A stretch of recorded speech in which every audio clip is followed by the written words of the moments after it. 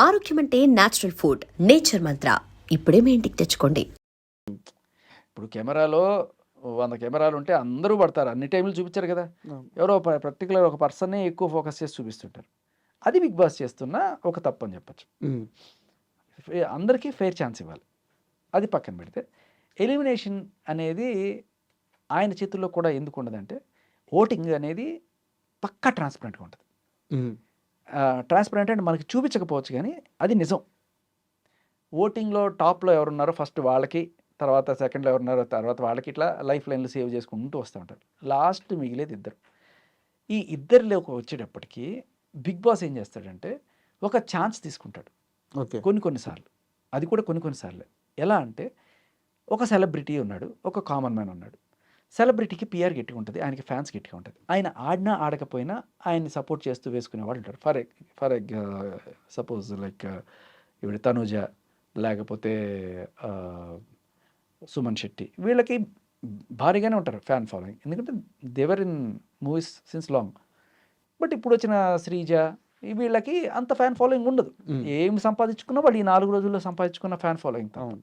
ఇప్పుడు ఈవిడ నిజంగానే బాగా ఆడుతుంది, ఈయన పెద్ద బాగా ఆడలేదు అనుకుంది. ఈవిడ నాన్ సెలబ్రిటీ, కామనరు బాగా ఆడుతోంది, సెలబ్రిటీ బాగా ఆడట్లేదు. బట్ ఇద్దరు కూడా చివరి 2 స్థానాల్లో ఉన్నారు. ఇప్పుడు ఈయనకి ఆటోమేటిక్గా కొంత ఎడ్జ్ ఉంటుంది. సెలబ్రిటీ అవ్వడం వల్ల బాగా ఆడకపోయినా కూడా ఓట్లు బాగా పడతాయి, ఈవిడికి పడవు. ఇప్పుడు 'బిగ్ బాస్' ఏమనుకుంటాడు, ఆయన చేతిలో ఏముండదు, ఈయన పంపించాలన్నా ఈయన పంపించాలి. ఇప్పుడు ఏం చేస్తాడు, ఒక చిన్న గేమ్ పెడతాడు. దేవుడు ఏం చేస్తే అది చేయని, ఒక ఛాన్స్ అయితే ఇద్దాం. ఎయిదర్ ఈ గేమ్లో గెలిచిన వాళ్ళకో, లేకపోతే ఇప్పుడు కంటెస్టెంట్లు డిసైడ్ చేయండినో, అలా ఒక ఛాన్స్ ఇస్తాడు. నిజానికి 'బిగ్ బాస్' ఇక్కడ ఎవరిని సేవ్ చేద్దాం అనుకుంటున్నాడు, శ్రీజని సేవ్ చేద్దాం అనుకున్నాడు. నేను నమ్మరు, ఎందుకు చెప్తున్నా వినండి.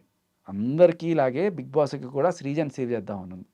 కానీ ఆఖరి మూమెంట్లో ఏమైందంటే ఆయన తీసుకున్న ఛాన్స్, ఇప్పుడు మీరు నిజానికి ఓటింగులు చూసుకున్నా కూడా శ్రీజకే తక్కువ ఉండేది. దట్ డజంట్ మీన్ శ్రీజ బాగా ఆడలేదని కదా. శ్రీజ బాగా ఆడినా కూడా ఆవిడకి ఓటింగ్ పర్సంటేజ్ ఎందుకు తగ్గుతుందంటే బికాస్ షీఈ్ ఎ కామనర్. వీళ్ళందరూ ఏంటి, గంప గుత్తగా పిఆర్లు వీళ్ళు ఉంటారు కదా, ఆ ఓట్లు పడతా ఉంటాయి కొంతమందికి. సో దీనికి సాక్ష్యం ఏంటి అంటే, నేను బేబక్క నేను మాట్లాడుకున్నప్పుడు నాకు అదే టక్కుమని వెలిగింది. బేబక్క చెప్పింది విషయం.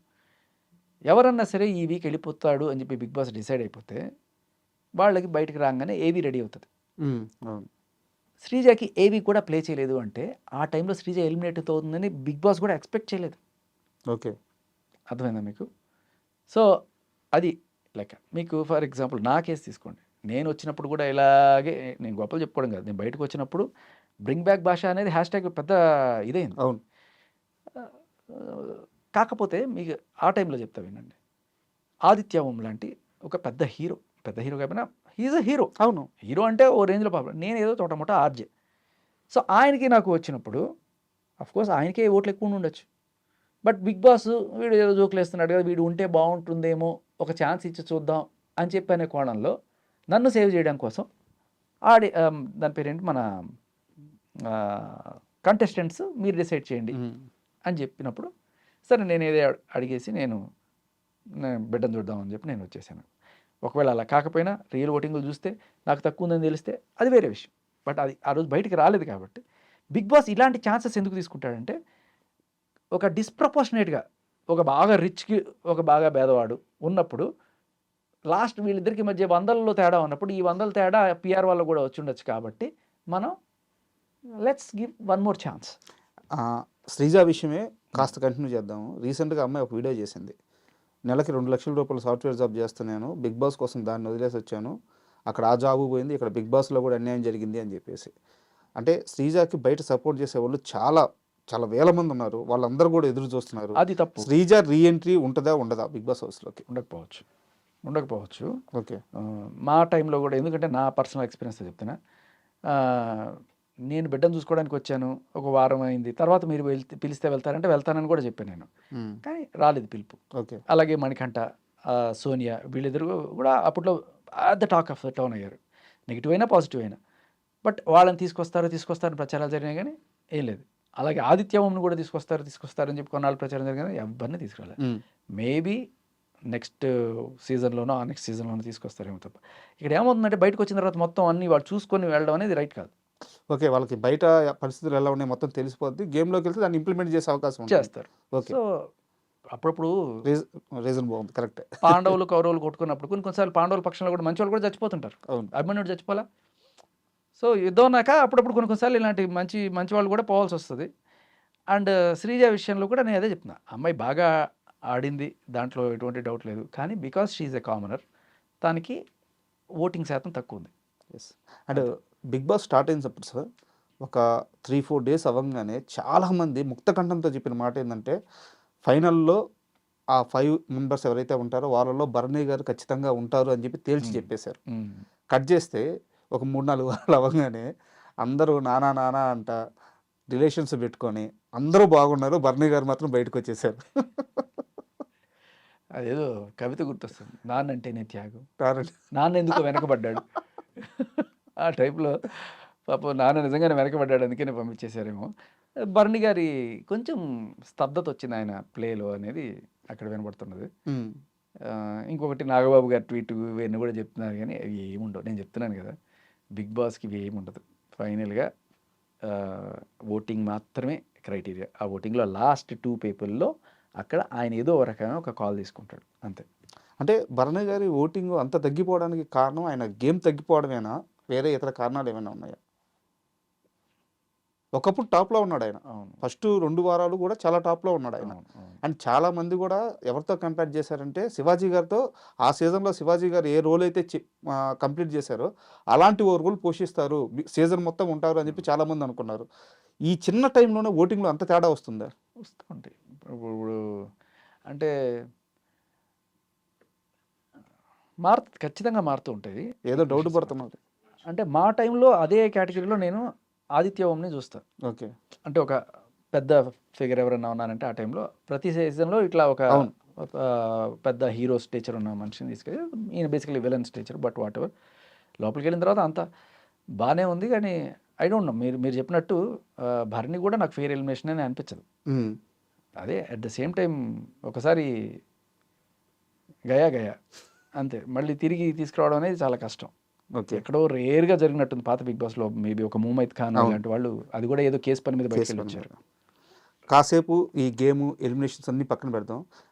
జూబ్లీస్ పోలీస్ స్టేషన్లో ఏదైతే కేసు నమోదైందో ఆ విషయానికి మళ్ళీ వస్తే, సార్ వాళ్ళు కంప్లైంట్ ఇచ్చేటప్పుడు నాగార్జున గారి మీద కూడా చర్యలు తీసుకోవాలి అని చెప్పి కంప్లైంట్ ఇచ్చారని చెప్పి విన్నాము.